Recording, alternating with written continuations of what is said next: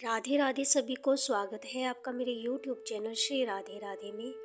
आज की कथा भगवान की दयालुता पर आधारित है। आइए कथा का आरंभ करते हैं। एक बार की बात है, एक संत जंगल में कुटिया बनाकर रहते थे और भगवान श्री कृष्ण का भजन करते थे। संत को यकीन था कि एक ना एक दिन मेरे भगवान श्री कृष्ण मुझे साक्षात दर्शन जरूर देंगे। उसी जंगल में एक शिकारी आया। उस शिकारी ने संत की कुटिया देखी। वह कुटिया में गया और उसने संत को प्रणाम किया और पूछा कि आप कौन हैं और आप यहाँ क्या कर रहे हैं। संत ने सोचा, यदि मैं इससे कहूँगा कि भगवान श्री कृष्ण के इंतजार में बैठा हूँ, उनका दर्शन मुझे किसी प्रकार से हो जाए तो शायद इसको ये बात समझ नहीं आएगी। संत ने दूसरा उपाय सोचा। संत ने किरात से पूछा, भैया पहले आप बताओ कि आप कौन हो और यहाँ किस लिए आते हो। उस किरात ने कहा कि मैं एक शिकारी हूँ और यहाँ शिकार के लिए आया हूँ।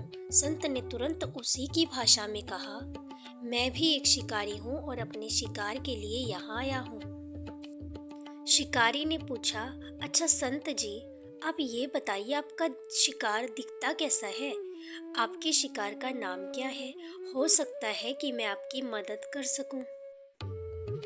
संत ने सोचा, इसे कैसे बताऊं। फिर भी संत कहते हैं, मेरे शिकार का नाम है, वो दिखने में बहुत ही सुंदर है, सांवला सलोना है, उसके सिर पर मोर मुकुट है, हाथों में बंशी है। ऐसा कहकर संत जी रोने लगे। किरात बोला, बाबा रोते क्यों हो, मैं आपके शिकार को जब तक ना पकड़ लूं तब तक पानी भी नहीं पीऊंगा और आपके पास नहीं आऊंगा। अब वह शिकारी घने जंगल के अंदर गया और जाल बिछाकर एक पेड़ पर बैठ गया। यहाँ पर इंतजार करने लगा। भूखा प्यासा बैठा हुआ है।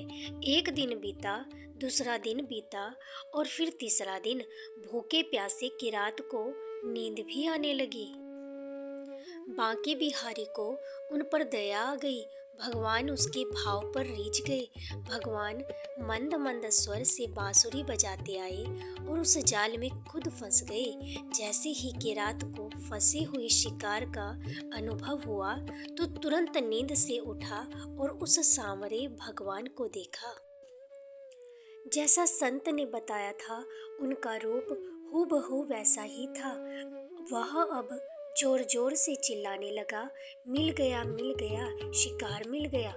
शिकारी ने उस शिकार को जाल समेत कंधे पर बिठा लिया और शिकारी कहता हुआ जा रहा है, आज 3 दिन के बाद मिले हो, खूब भूखा प्यासा रखा, अब तुम्हें मैं छोड़ने वाला नहीं हूँ। शिकारी धीरे धीरे कुटिया की ओर बढ़ रहा था। जैसे ही संत की कुटिया आई तो शिकारी ने आवाज लगाई, बाबा बाबा। संत ने तुरंत दरवाजा खोला और संत उस किरात के कंधे पर भगवान श्री कृष्ण को जाल में फंसा देख रहे हैं। भगवान श्री कृष्ण जाल में फंसे हुए मंद मंद मुस्कुरा रहे हैं। किरात ने कहा, आपका शिकार लाया हूँ, मुश्किल से मिले हैं। संत के आज होश उड़ गए। संत किरात के चरणों में गिर पड़े।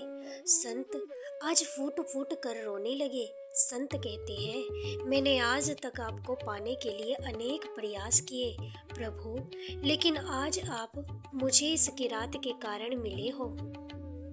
भगवान बोले, इस शिकारी का प्रेम तुमसे ज्यादा है, इसका भाव तुम्हारे भाव से ज्यादा है, इसका विश्वास तुम्हारे विश्वास से ज्यादा है। इसलिए आज जब 3 दिन बीत गए तो मैं आए बिना नहीं रह पाया।